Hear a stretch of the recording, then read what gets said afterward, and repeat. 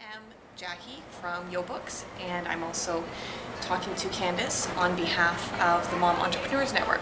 So this is Candace Derickx of Best Tools for Schools, and I caught up with her here at Blissdom Canada, which is, how awesome is Blissdom? It was amazing. I can't wait to come back next year, actually. So I wanted to talk to Candace a little bit about Best Tools for Schools. So first of all, tell us a little bit about the company and how it kind of came to be.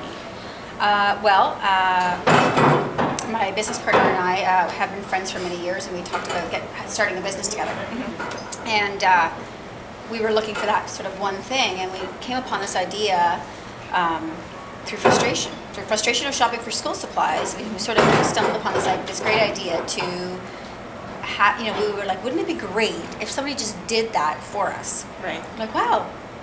We should do that, Why is there nobody doing that? Exactly. So now we're actually condemned to doing that for the rest of our lives, but there's many parents who are benefiting from it, so that's good. So that's sort of how it started, was that just sort of that spark and that idea, and I'm thinking, wow, wouldn't it be nice if somebody was doing this for us? So perfect. So how long ago was that? Well, we just finished our second sales cycle, so I guess we'll be going into our third year now. So yeah. And how has it grown in the last 2-3 years? Exponentially. Yeah, so, just tremendous growth in the second year, and so we're just looking for that third year where we think, it'll be even more, and then, hopefully we'll hit that tipping point, where you get that big growth. What have been your major influences for your business? I don't know, I think I find my inspiration in a lot of places, but like reading is a big one. Mm-hmm. I'm a big fan of Malcolm Gladwell. I joke that he's my boyfriend because I think he's just so dreamy because he's so smart, right? Yes. And so I adore him. Dan Heath and Chip Heath are a great influence as well. They've written 2 books, The Sticky Factor and Switch, which are great books. And then, other entrepreneurs, like I write for the Yummy Mummy Club, and Erica and I have great discussions on where we are in our business model, because we're usually at the same point. So if you could make an obstacle just disappear, what would you make go away?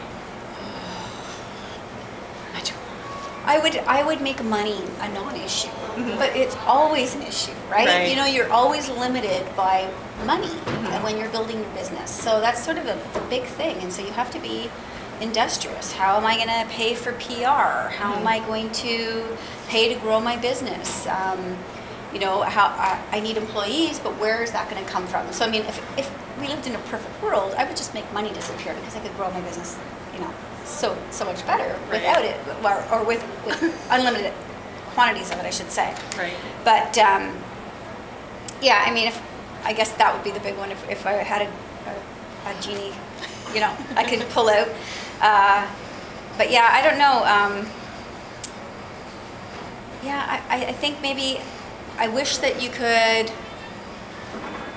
have the people that you needed right away.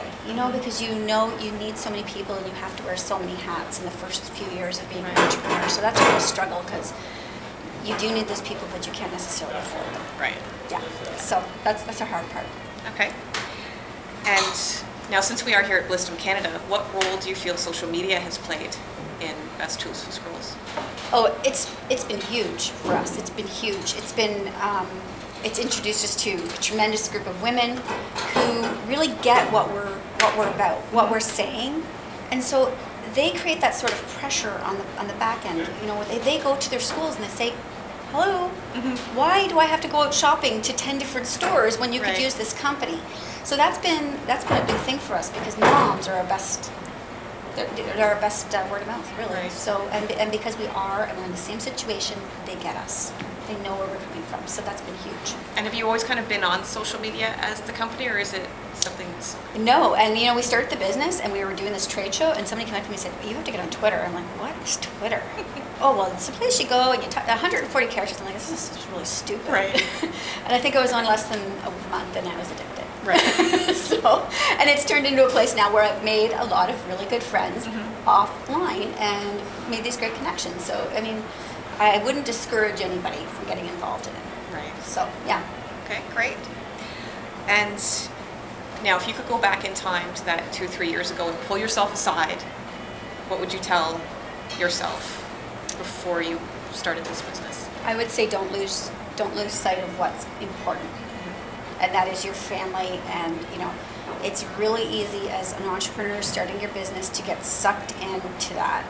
But you have to remember that at the end of the day, if your husband and your children are not there for you, then it's all for naught. You have to maintain that. That is your focus at all times, and not to get so sucked into it that you forget what's important. That's the big thing for me.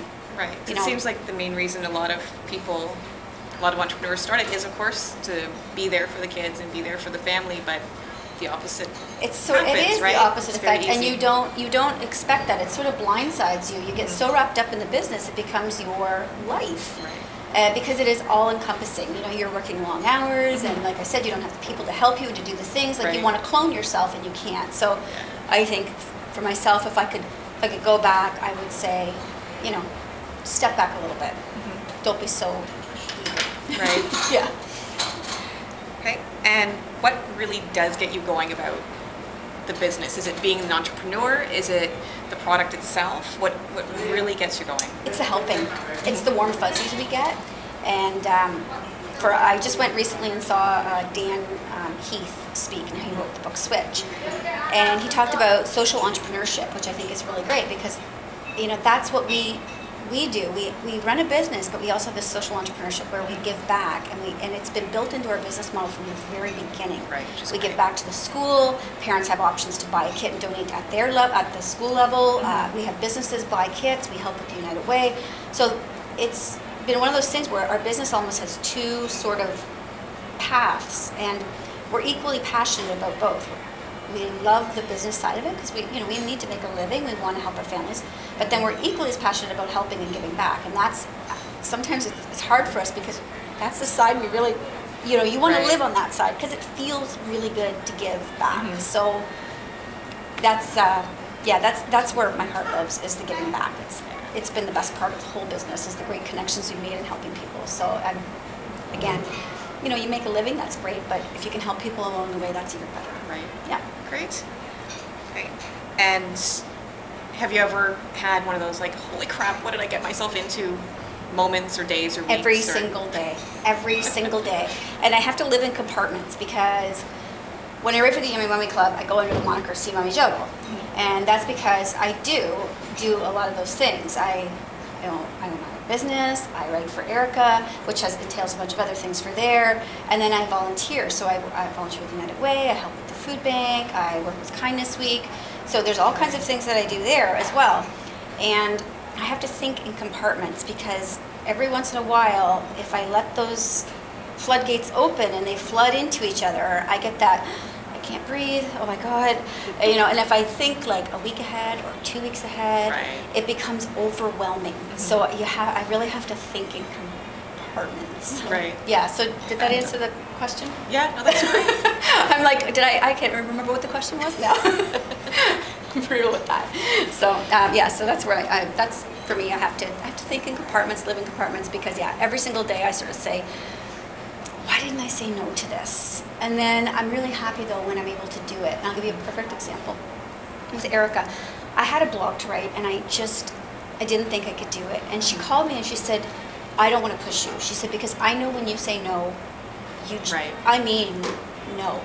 She said, but I'm sort of on the hook here. But because I have such a personal commitment to her, because I think of her as a dear friend, I said, okay, Erica. And it was like midnight, and I sat and I got this done for her, and I sent it off to her. But when I was done, I felt so good. I thought, see, I can do it. I'm glad I did that. I'm glad that she actually gave me that little nudge. And she wasn't, she was just sort of, can you help me out? Because I'm in a bind. And when I was all done, though, I felt so good that I did it. So I think sometimes I underestimate myself, and I think I can't, but I end up doing it, and then in the end I think, wow, I can't believe I did all that today, So that's a good thing. People who know you well know when they can give you that little bit of a... Precisely, and that's what I mean. And Erica, she's really good. She's like, you're busy, no problem. I understand that, but she said, you're helping me now. So that was sort of where it came from. But then I felt really good about it, so. Great. So well, thank you for taking the time to sit with us and share your insights. I don't know if I had anything valuable, but Ms. Derickx from toolsforschools.ca. So check her out. Great service, great products, and